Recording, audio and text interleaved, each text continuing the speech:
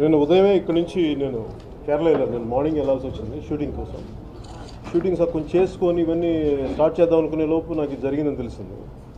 మళ్ళీ తిరిగి వచ్చేటప్పుడు నాకు ఈరోజు మార్నింగ్ తెలిసింది. చూశాను, నేను టీవీలో కూడా చూశాను, ఇన్సిడెంట్స్ అన్నీ చూశాను ఎలా జరిగినాయి అని. ముందస్తుగా జరిగిన ఆ ట్రైన్ తగలబెట్టడం అవన్నీ చూసుకుని బాధ కలిగించింది నాకు. ముఖ్య కారణం ఏ ఉద్యమం అయినా సరే, ఏదైనా సరే, నేనేం నమ్ముతానంటే అది ఎవరు ఏదైనా ఎలాంటి సమస్యలున్నా ప్రభుత్వానికి దృష్టికి తీసుకురావచ్చు, కానీ అది శాంతియుతంగా ఉండాలని నేను కోరుకుంటాను. అది విజయవంతం అవుతుందని కోరుకుంటాను. కానీ దురదృష్టవశాత్తు ఇలా జరగటం నిజంగా చాలా బాధ కలిగించింది. దీనికి ముందుగా ఆలోచించాలి, ఇది ఎక్కడి నుంచి ప్రారంభమైంది అని చూస్తే,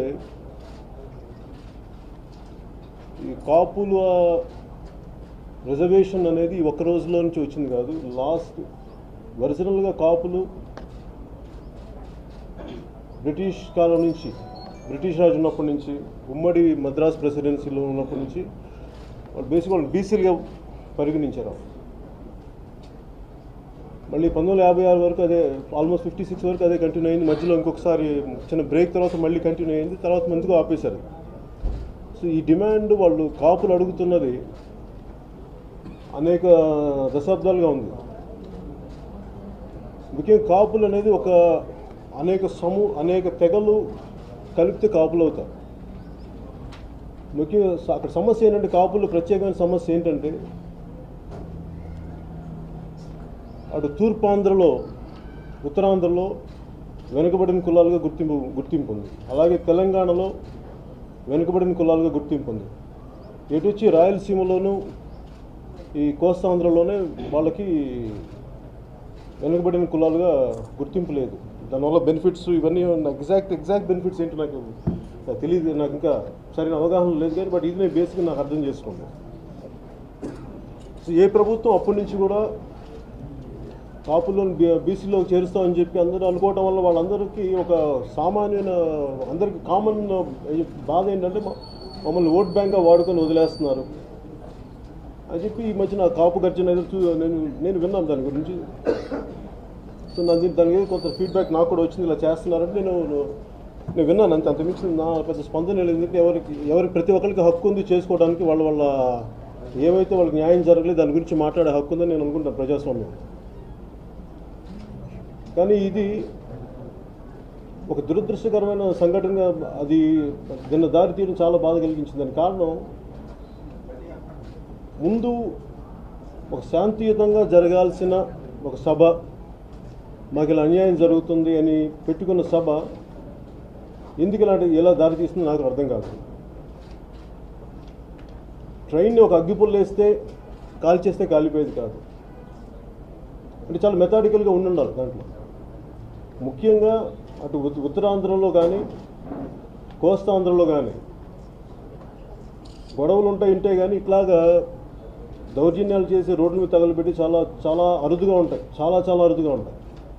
ఇది ఖచ్చితంగా అది ఎవరు చేస్తుండొచ్చు దీనికి అనేది ప్రభుత్వం, నేను చూస్తూనే ఉన్నాను. కానీ నాకు అది ఎవరిని బ్లేమ్ చేయటం ఇవన్నీ నాకు తెలియదు. అందుకే నాకు తెలియకుండా నాకు బ్లేమ్ చేయడం ఎవరిని ఇష్టం లేదు. బట్ ఖచ్చితంగా దీని వెనక చాలా మెథాడికల్గా ఒక యాంటీ సోషల్ ఎలిమెంట్స్ ఉంటే తప్ప ఇలాంటివి జరగవు. ఒక ట్రైన్ని ఒక 10-12 బోగీలు ఉన్న ట్రైన్ని కాల్చాలి అంటే చాలా ప్రొఫెషనల్స్గా ఉండాలి దీనికి. అది ఎవరి ప్రోద్బలం వల్ల వచ్చారు ఇవన్నీ నేను నాకు నిజంగా ఫస్ట్ ఆఫ్ ఆల్ దాని అవగాహన లేదు. కాకపోతే ఏంటంటే జరిగిన విధానం చూస్తే మటు ఖచ్చితంగా ఒక యాంటీ సోషల్ ఎలిమెంట్స్ ఉండాలి ఖచ్చితంగా దీని వెనక. అంతేగాని మామూలుగా ఒక సభకు వచ్చిన కార్యకర్తలు అయితే చేసింది కాదు, అది నేను నమ్ముతున్నాను.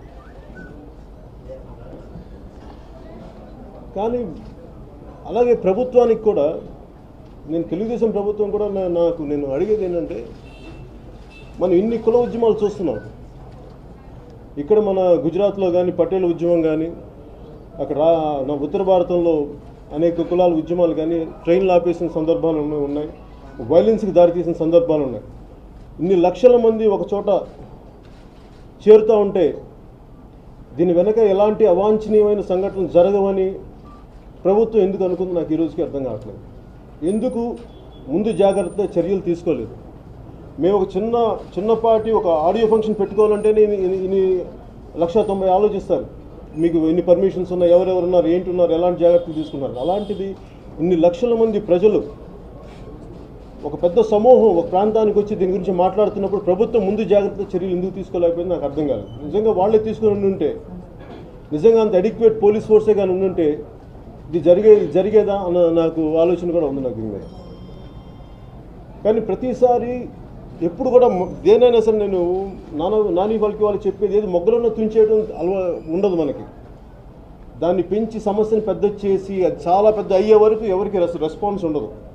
అప్పుడు కానీ ఎవరు రారు, ప్రభుత్వాలు రావు ముందుకి. ఇది గత సంవత్సరాలుగా ముఖ్యంగా టీడీపీ పార్టీ తెలుగుదేశంలో కాపుల రిజర్వేషన్ చూస్తామని చెప్పారు. చూస్తామని చెప్పినప్పుడు ఇది జనరల్గా ఆ కులస్తులకి చాలా అసహనం ఉంటుంది. దానికి కారణం ఇది ఒక్క తెలుగుదేశం పార్టీకి సంబంధించింది కాదు. గత దశాబ్దాలుగా దీన్ని చూడాలి, దీని సమస్యను అర్థం చేసుకోవాల్సింది. గత దశాబ్దాలుగా వెనుకబడిన కులాల నుంచి ఒక కొన్ని ప్రాంతాల్లోని కాపుల్ని ఫార్వర్డ్ క్యాస్ట్గా చేశారు. తిరిగి మాకు ఒకప్పుడు ఉన్న స్టేటసే కావాలని వాళ్ళు అడుగుతున్నారు. ఇది అనేక ప్రభుత్వాలు వాళ్ళకి చెప్పినవి చేస్తున్నాయి, ఇవన్నీ చేస్తాయని చెప్పి ఫినిష్ చేయట్లేదు. దాంట్లో భాగంగానే మన ముఖ్యమంత్రి గారు 2014 ఎలక్షన్లో చేసినప్పుడు కూడా ఆ భయాలు ఏదో ఉండిపోయింటాయి వాళ్ళకు కూడా. ఇది జరుగుద్దా, ఇలా కమిషన్లు వేస్తారు, కమిషన్లు వేస్తే ఇవి జరగవు, ముందుకెళ్ళవు దానికి కారణం కూడా ఏంటంటే అనేక కమిషన్స్ వేశారు. ఉదాహరణకి అయితే ఇంకా పుట్టుస్వామి కమిషన్ అనుకో, ఆ కమిషన్ వేసినప్పుడు కూడా దాని నుంచి ఏ రిపోర్ట్స్ రాలేదు. ఫైనల్గా కమిషన్ వేశారు, దాని గురించి ఏమీ ముందుకు వెళ్ళలేదు. సో ఈ కమిషన్స్ వల్ల ప్రయోజనాలు లేవని చెప్పేసి వాళ్ళు ఒక ఎక్స్ట్రీమ్గా ఈ సబ్ పెట్టుకున్నారు, ఇంత పెద్ద సమీకరించుకున్నారు. కానీ ప్రభుత్వం దీన్ని సరైన దృష్టితో సరైన ప్రతినిధులతో కానీ చర్చలు జరిపి నిజంగా వాళ్ళకి నమ్మకం కలిగించుంటే ఇలాంటి పరిస్థితి వచ్చిండేదానికి అన్న సందేహం నాకు కలుగుతా ఉంది. నాకు ముఖ్యంగా నిన్న జరిగిన పరిస్థితిని చూస్తే నాకు దీన్ని రాజకీయం చేయాలని కానీ రాజకీయ లబ్ధి పొందాలని కాదు, కానీ ఈ సమస్యకి ఒక సామరస్యపూర్వకమైన ఒక పరిష్కారం వెతకాలి. దీనికి అన్ని పార్టీలు కలిసి రావాలి. It's more than a blame game. ఎవరున్నారు దీని వెనకాల వీటన్నిటికంటే కూడా అందరూ కలిసి వచ్చి దీన్ని సమస్యను పరిష్కరించకపోతే రేపొద్దున ఇది అనేక కులాల మధ్య చిచ్చుకు దారితీస్తుంది. నేను లాస్ట్ టైం గుంటూరు అక్కడ రాజధాని ప్రాంతానికి వెళ్ళినప్పుడు కూడా మన సమస్య మన దేశంలో ఇది క్లాస్ అండ్ క్యాస్ట్ స్ట్రగుల్ రెండు ఒకే చోట ఉంటాయి. ముఖ్యంగా గ్లోబలైజేషన్ వల్ల మనకు ఐడెంటిటీ పాలిటిక్స్ ఎక్కువైపోయాయి. దురదృష్టవశాత్తు మన దేశంలో అనేక కులాల సమ్మేళనం మన దేశం, వెరీ కాంప్లెక్స్ సోషల్ స్ట్రక్చర్ మనది. సో దీనికి ఒకళ్ళు కొంచెం ఎక్కువ మాట్లాడినా తక్కువ మాట్లాడినా చాలా వినాశకరమైన పరిస్థితులు వస్తాయి. సోషల్ ఎనార్కీ వచ్చే అవకాశాలు ఉంటాయి. అందుకని ప్రతి రాజకీయ పార్టీ కానీ నాయకులు కానీ చాలా బాధ్యతగా వ్యవహరించాలి. సో నేను చూసింది ఈ పరిస్థితుల్లో ఏ ప్రభుత్వమైనా దీన్ని సరైన సంప్రదింపులు జరిపి ఈ పరిస్థితులు చేయి దాటకుండా చేయాలని నేను కోరుకుంటున్నాను. ఉద్యమాన్ని నడిపే నాయకులు కూడా నా విన్నపం ఏంటంటే, ఒక ఉద్యమాన్ని నడిపేటప్పుడు ఆ ఉద్యమం తాలూకు ఒక స్ఫూర్తి ఉంటుంది. ఆ ఉద్యమానికి వాళ్ళ హక్కుల కోసం దానికి ఎలా మాకు కావాలి, వాళ్ళ హక్కుల్ని మాకు హక్కులు ఎలా ఇవ్వబడలేదు, మేము ఎలా తెచ్చుకోవాలని దానికి ఒక ప్లాన్ ఉంటుంది, ఎజెండా ఉంటుంది. కానీ అది తప్పుదారి తీస్తే దీనికి హిస్టరీలో కూడా ఒక ఎగ్జాంపుల్ ఉంది. ఒక చౌరీ చౌరా ఇన్సిడెంట్ సహాయ నిరాకరణోద్యమంలో మహాత్మా గాంధీ గారు స్టార్ట్ చేసినప్పుడు అక్కడ దాదాపు 20 మంది పోలీసులని ఇలా తగలబెట్టేశారు అప్పుడు ఉద్యమకారు. దానివల్ల జరిగిన నష్టం ఏంటంటే ఒక 25 సంవత్సరాలు లేట్ అయింది స్వాతంత్రం రావడం. ఎందుకంటే సడన్గా గాంధీ గారు వెనకెళ్ళిపోయారు. ఇంకా మన భారతదేశం ప్రజలు ఇంకా రెడీగా లేరు స్వాతంత్రాన్ని తీసుకురావడానికి, శాంతియుతంగా సాధించే స్థితిలో ఇంకా లేరని చెప్పి వెనక్కి వెళ్ళిపోయారు. అలాగే ఏదైనా సరే ఒక ఉద్యమాన్ని ముందుకు నడిపేటప్పుడు ఆ ఉద్యమ నాయకులకి చాలా బాధ్యత వహించాలి. ఎందుకంటే ప్రజల్ని రెచ్చగొట్టే ప్రసంగాలు కానీ హక్కుని సాధించుకునే విధంగా ఉండాలి, కానీ మనుషుల్ని వాళ్ళ ఎమోషన్స్ని ఎగదోసేలా కానీ రెచ్చగొట్టేలా కానీ మాట్లాడుతుంది ఒక సోషల్ అన్రెస్ట్ వస్తుంది. దాంతోపాటు చాలా సున్నితమైన శాంతి భద్రత సమస్యలు వస్తాయి. ఇది ఆ ఉద్యమాన్ని నడిపే నాయకులు కూడా దీన్ని దృష్టిలో పెట్టుకోవాలని చెప్పి వారికి కూడా నేను విన్నపం చేస్తున్నాను. కానీ ఇలాంటి పరిస్థితుల్లో ఉన్నప్పుడు నిజంగా తెలుగుదేశం ప్రభుత్వం ముఖ్యమంత్రి గారు కానీ పోలీసు యంత్రాంగం కానీ ఇన్ని లక్షల మంది వస్తున్నప్పుడు ఎందుకు లా అండ్ ఆర్డర్ని ముందుగానే ఎందుకు పరిస్థితులు ఊహించలేదు? ఎందుకంటే ఈరోజు కొత్తగా వచ్చిన సందర్భాలు కాదు. మొన్న పటేల్ ఆందోళనలో చాలా దారుణాలు జరిగింది, చాలామంది చనిపోయారు, ఇవన్నీ గొడవలైనవి. వీటన్నిటిని దృష్టిలో పెట్టి కూడా ముందు జాగ్రత్త చర్యలు ఎందుకు తీసుకోలేదు నాకు అర్థం కాదు. అలాగే దీని వెనక ఖచ్చితంగా కొన్ని యాంటీ సోషల్ ఎలిమెంట్స్ ఖచ్చితంగా ఉంటాయి. ఎందుకంటే చాలా మెథాడికల్గా ఆర్సనిస్టులు చేసిన విధానం ఇది. చాలా ట్రైన్డ్ మనుషులే ఉండాలి దీనికి. లేదంటే ఒక ట్రైన్ తగలబెట్టడం ఒక మామూలు కార్యకర్తలకు కానీ ఇది ఖచ్చితంగా ఇది జరిగేది కాదు. దీని వెనక ఖచ్చితంగా ఒక యాంటీ సోషల్ ఎలిమెంట్ ఇది గ్రూప్ ఏదో ఉండాలి. దీన్ని సరైన పద్ధతిలో పోలీసు విచారణలు జరిపించి న్యాయం చేయాలి అని చెప్పి నేను మనస్ఫూర్తిగా తెలుగుదేశం వీళ్ళని కోరుకుంటూ, అలాగే మిగతా కులాలకి, మిగతా బీసీ కులాలకి నష్టం వాటిల్లకుండా వాళ్ళకి కాపులకి న్యాయం చేయగలిగితే మీరు ఇచ్చిన మాట నిలబెట్టుకున్న వాళ్ళు అవుతారు. దీన్ని మటుకు సరైన విధానంగా చేయకపోతే అది ఎలాగా చేయలేకపోతే మటుకు దయచేసి చేయలేకపోతున్నాం, ఈ పరిస్థితులు చేయలేకపోతున్నాం అని చెప్పండి. దాని తర్వాత వచ్చే పరిస్థితులు ఎలా ఉంటుందో నాకు తెలియదు కానీ బట్ అట్లీస్ట్ వాళ్ళని మీమాంసలో పెట్టి ఆ ఫ్రస్ట్రేషన్ ఎక్కువైపోయి ఆ పరిస్థితులు ఎలాంటి విపరీతాలకు దారితీస్తో తెలియదు కానీ దయచేసి ఎవరిని కూడా గాల్లో దీపం పెట్టకుండా కరెక్ట్గా కుదురుతుందా కుదరదా, కుదిరే పరిస్థితులు ఉంటాయా, అంతేగాని ఇలాగా పరిస్థితులు నెట్టివేసుకుని వచ్చే పరిస్థితుల్లాగా చేసుకుంటూ వెళ్ళిపోతే మటుకు ముందు చాలా ప్రమాదాలు ఉంటాయి దీనివల్ల. అందుకని అందరూ కూడా అన్ని పార్టీలు కూడా చాలా బాధ్యతగా వ్యవహరించాలి అని మనస్ఫూర్తి కోరుకుంటున్నాను.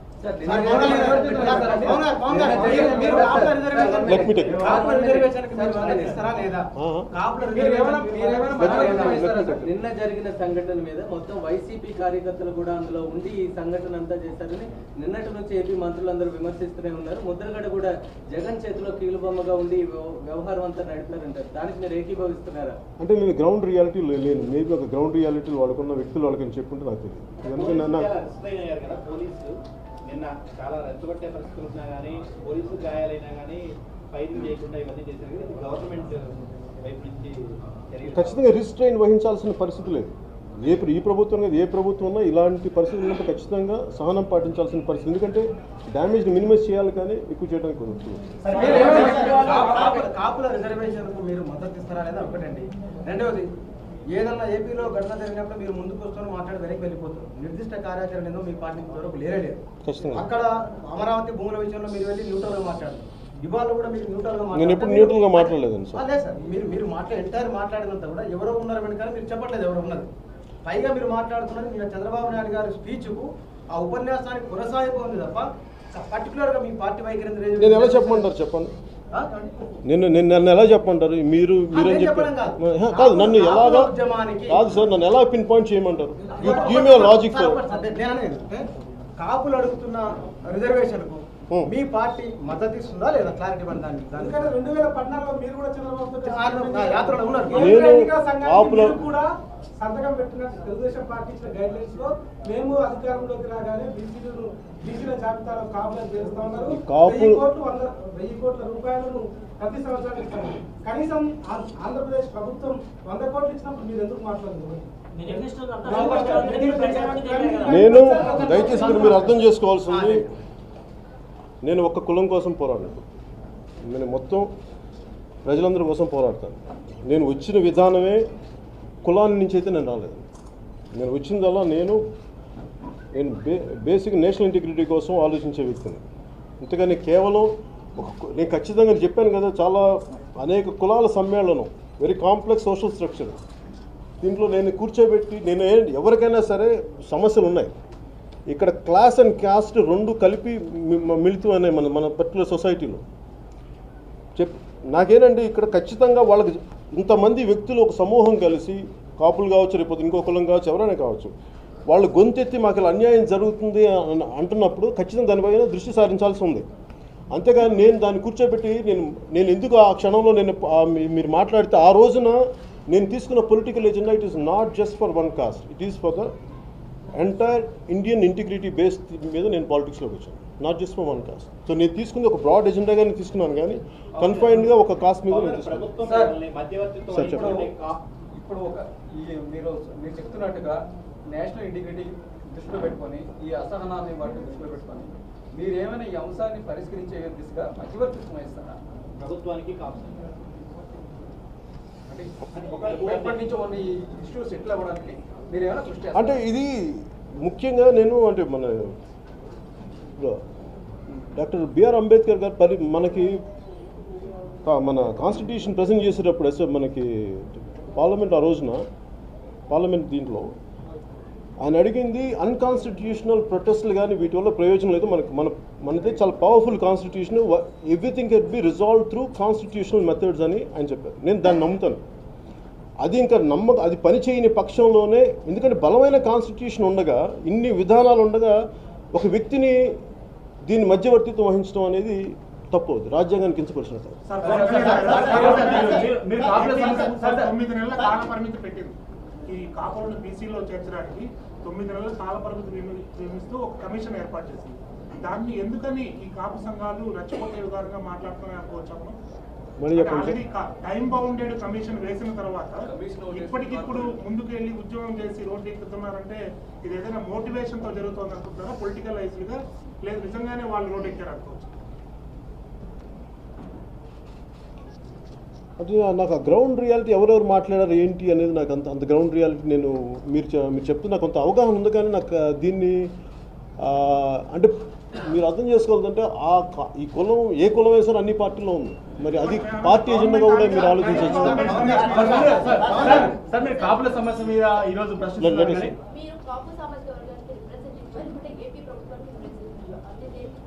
How can you say I'm an AP representative?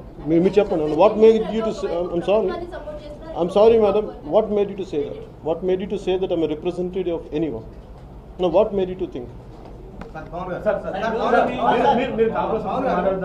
Hyderabad central యూనివర్సిటీలో ఒక విద్యార్థి చనిపోతే ఢిల్లీ నుంచి గల్లీ దాకా అందరూ రెస్పాండ్ అయ్యారు. మీరు మాత్రం Rohit, let me respond. If you are going to others, could you please stick to only the crime accident? I will.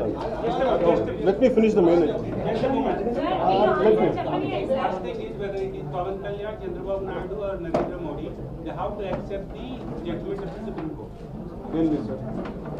Irrespective of who are you, you have to accept the Supreme Court judgment.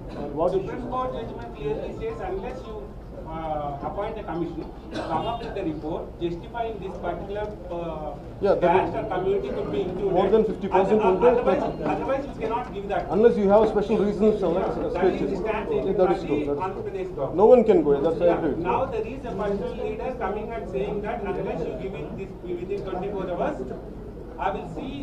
I mean, you will have to taste the music. That is the threatened by one leader. So do you support that one? నేను బేసిక్గా believe in Because on the one hand there is a constitutional issue. Supreme Court bars any government. It's centered on any even political party. On the other hand, the leader is coming and saying that if you fail to give it within delivery in 24 hours, you will have to listen to music. Whom you are going to support? దానికి సమస్య ఎలా ఉంది ఎందుకు వస్తుంటే sir, elections టైంలో కాన్స్టిట్యూషన్ని మేము ఇలా చేయగలం, ఈ వెసులుబాటు ఉంది అని చెప్పి political, not just I'm talking about TDP, గత దశాబ్దాలు ఏ పార్టీ వచ్చినా అంటే నాట్ జస్ట్ అబౌట్ ఒక్క కాపుల ఇష్యూ అంటే ఏ ఇష్యూ కైనా సరే మేము చేయగలం, మేము ఇలా చేయగలం అని చెప్పి ఒక మాట చెప్పి ఎలక్షన్ ప్రణాళిక వాళ్ళ మన మేనిఫెస్టోలో పెట్టినప్పుడు దాని నుంచి పర్యావసానం అనుకోవచ్చు, కానీ it is not something, I don't say it is anti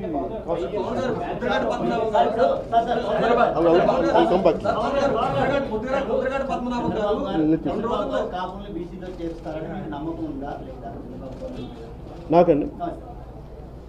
నేను దాన్ని ఎలా ఇప్పుడు చెప్పినట్టు మెయిన్ అది కాన్స్టిట్యూషన్గా రావాలి.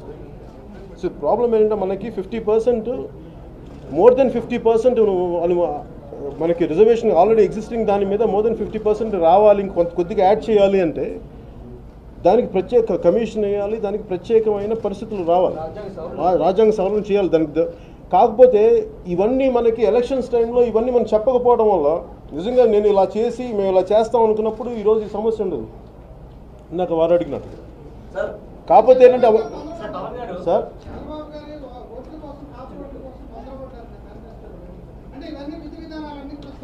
ఇది అంటే సార్ ఇది ఒక్కళ్ళు ఈయన కాదు సార్, ఏ పొలిటికల్ పార్టీ ఏదైనా సరే ముందు వెనక కొన్నిసార్లు ఏంటంటే నేను ప్రాక్టికల్ అడుగుతాను, నేను ఇది ఎంతవరకు పాసిబిలిటీ ఉంటుంది ఇవి చేయడానికి అంటే there is a possibility. Maybe నాకు అంత రాజకీయ అనుభవం లేక మేబీ పాసిబిలిటీ ఏముంటుంది, but as I each day passes by నాకు అర్థమైంది ఏంటంటే దాని ఓన్ హర్డల్స్ దానికి ఉన్నాయి, నాకు అర్థమవుతాం.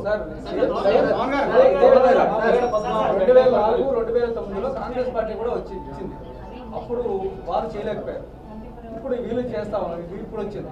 అప్పుడు ఎప్పుడూ లేని ఇంత అసహనం ఇప్పుడే ప్రస్తుతం రావడానికి, మీరు అన్నట్టుగా రైలును తగలబెట్టేంత స్థాయికి వెళ్ళడానికి నేను చెప్పాను రైలు 100% ఇది నాకు తెలిసి. ఎందుకంటే మామూలుగా అటు ఇవన్నీ ఏంటంటే అలాగే నాకు అనిపించేది జనరల్గా మీకు ఎప్పుడు కూడా బయట నుంచి వచ్చినాయి చేస్తాయి ఇవన్నీ, ఇలాంటి పరిస్థితులు క్రియేట్ చేసి ఖచ్చితంగా బయట నుంచి రావాలి. ఎందుకంటే మీకు అక్కడ గ్యాదర్ అయిన వాళ్ళే ఉండాలి అంటే ఇంకా సింపుల్ అంటే మోర్ దెన్ దాట్ ఈ రోజున ఎనఫ్ వీడియో కెమెరాస్ ఉన్నాయి, ఇంతమంది సమీకరిస్తున్నప్పుడు there are enough cell phones ఉన్నాయి, మీరు అందరిని ట్రేస్ అవుట్ చేయండి. More than me giving a logic.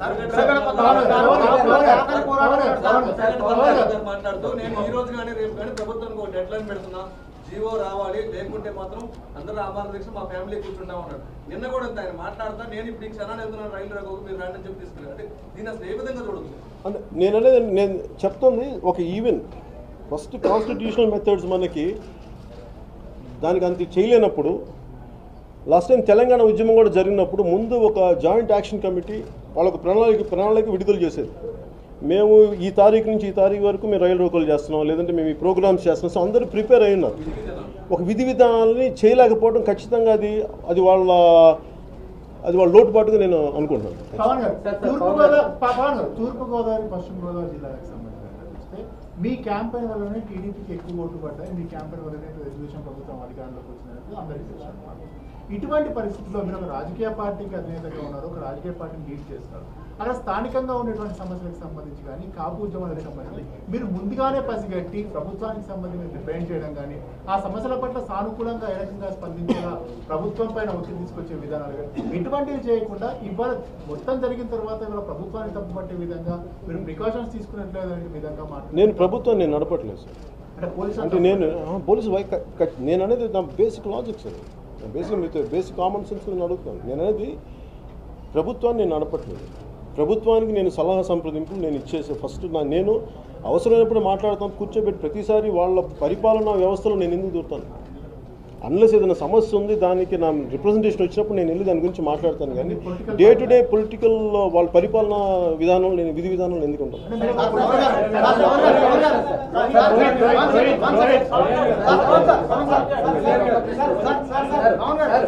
Janasena ఒక రాజకీయ చంద్రబాబు గారికి ఒక లేఖ రాశారు, అందులో 20 కాలంలో చంద్రబాబు నాయుడు కాకుండా వైఖరి కారణంగా ఏ రకమైనటువంటి పరిస్థితి వచ్చిందో భారత్ కూడా ఒక లేఖ రాశారు. చిరంజీవి గారికి ఒక చెప్పడంతో చంద్రబాబుతో ఒక లేఖ రాయడం జరిగింది. ఇప్పుడు కొద్దిసేపు 20 కాలంలో చంద్రబాబు కాపుల పట్ల తీసుకున్న వైఖరి కారణంగానే ఈ రకమైనటువంటి పరిస్థితి వచ్చిందనేటువంటి అభిప్రాయం వ్యక్తం చేశారు. దాంతో మీరు ఏకీభవిస్తారు? కాపులే కాదు, బీసీలు రైతులు కూడా ఉద్యమిస్తారు, ఉద్యమాలు ఆగవు, శాంతి భద్రతలకు పరిస్థితి తలెత్తితే అది ప్రభుత్వానికి బాధ్యతనే దాటైన లేఖ రాష్ట్రం. దాని మీద మీరు ఎలా స్పందిస్తారు? మీరు ఒక రాజకీయ పార్టీగా ఉన్నారు, బీసీలకు అన్యాయం జరగకుండా కాపులను బీసీలో చేర్చడం సాధ్యం అవుతుందా? మీ అవగాహన ఏంటో ఫస్ట్ చెప్పండి. ఇక్కడ మనకి తమిళనాడు ఎగ్జాంపుల్ అవుతుంది. Tamil Nadu think treats almost 72% 69%. అలా కర్ణాటక ఉంది, కర్ణాటక కొంత చేశారు కానీ కొంత ఆఫ్ చేశారు కర్ణాటక. పాసిబిలిటీస్ ఉన్నప్పుడు మేబీ నాకు ఆ పాసిబిలిటీ కనిపిస్తుంది.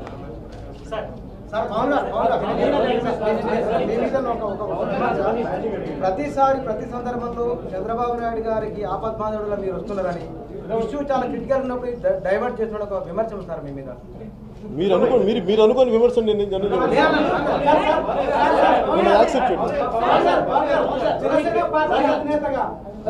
జనసేన పార్టీ అధినేతగా తెలుగుదేశం పార్టీ హయాంలో గతంలో జరిగిన పుష్కరాల దగ్గర జరిగిన తొక్కిసలాట కానీ నిన్న జరిగినటువంటి ఇన్సిడెంట్ కానీ ఇంటెలిజెన్స్ ఫెయిల్యూర్ ఉందా లేదా ఒకటి. రెండోది ఆంధ్రప్రదేశ్ ప్రజలను కాపాడాల్సినటువంటి పోలీస్ వ్యవస్థ అధికార పార్టీ చేతుల్లో కీలుబొమ్మలుగా తయారైంది. అందుకే కావాలని దానికి సెక్యూరిటీ ఇవ్వకపోవడం వల్లే ఈ విషయం జరిగిందనేటువంటిది ప్రజలు చెప్తారు. మీరు జనసేన పార్టీ అధినేతగా ఏం చెప్తారు? నేను బేసిక్ నేను చెప్పిన స్టేట్మెంట్ అది. ఎడిక్వేట్ పోలీస్ ఫోర్స్ కానీ ఉండి ముందు జాగ్రత్తలు చర్యలు తీసుకుంటే ఇది జరిగి ఉండేదా అన్నది నాకు ఉంది సార్, జరగకుండా ఉండేదని. జరిగిన సభ సంఘటన బయట వాళ్ళు ఉన్నారు, ఎందుకంటే 13 జిల్లాల నుంచి వచ్చిన వాళ్ళు ఉన్నారనుకుంటారా, కొత్త రాష్ట్రం నుంచి వచ్చిన వాళ్ళు ఉన్నారనుకుంటారా, వేరే క్యాస్ట్ నుంచి వచ్చిన వాళ్ళు ఉన్నారనుకుంటారా? నేను అట్లాగే అంటే నేను బేసిక్ నేను మామూలు చెప్పేది ఏంటంటే ఇలాంటి సంఘటనలు ఇప్పుడు ఖచ్చితంగా తుని ప్రజలైతే కాదు. ఎందుకంటే ఇది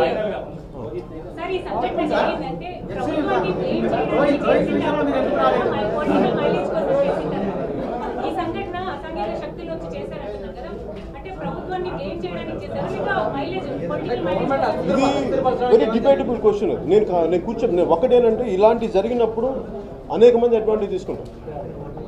అది ఎవరు వీళ్ళు అని చెప్పడానికి నిజంగా నాకు ఫస్ట్ ఆఫ్ ఆల్ నా దగ్గర నేను I'm not addressing the law and order situation. నేను వాళ్ళ మొక్కలు నేను ఎవరు చూడలేదు. బట్ ద నేచర్ చూస్తున్నప్పుడు, ఎందుకంటే ప్రతిసారి నేను సభల్లో కొన్నిసార్లు వెళ్ళినప్పుడు కూడా కొంతమంది అభిమానులుగా వస్తారు, వాళ్ళు ఇసురుతుంటారు. సో వాళ్ళు జైలు పడుతున్నారా లేదంటే చేతులు ఏమన్నా తెలియదు. నేను వాటన్నిటి దృష్టిలో పెట్టుకుని నేను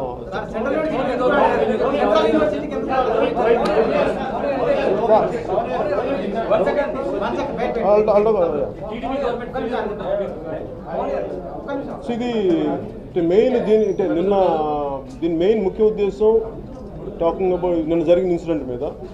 ఓకే, రోహిత్ గారి మనకు హత్య మీద ఆత్మహత్య మీద జరిగిన పరిస్థితులు నాకు నిజంగా బాధ కలిగించినాయి.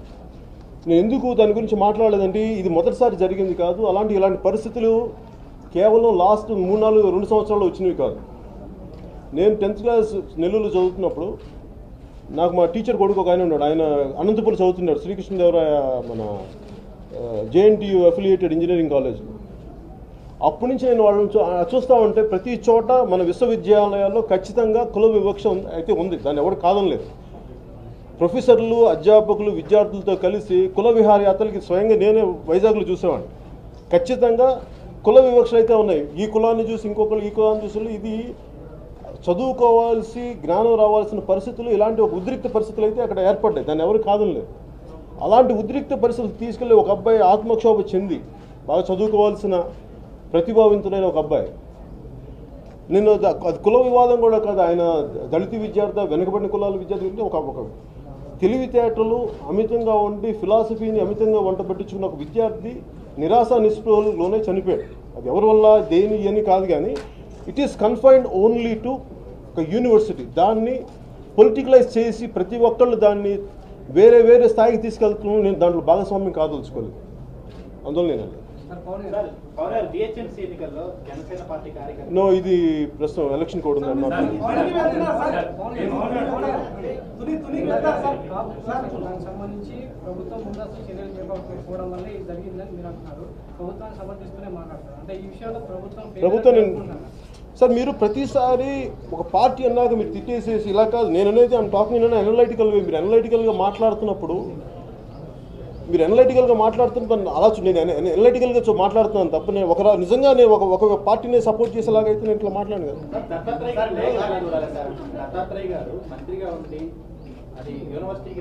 ఆయన మొదటి విద్యార్థిగా, ఆయన మొదటి మంత్రిగా అది చేసింది.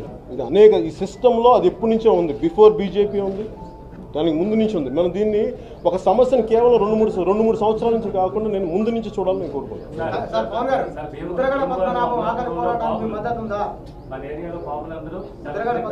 మిగతా వాళ్ళకి అవకాశం ఉంది సార్.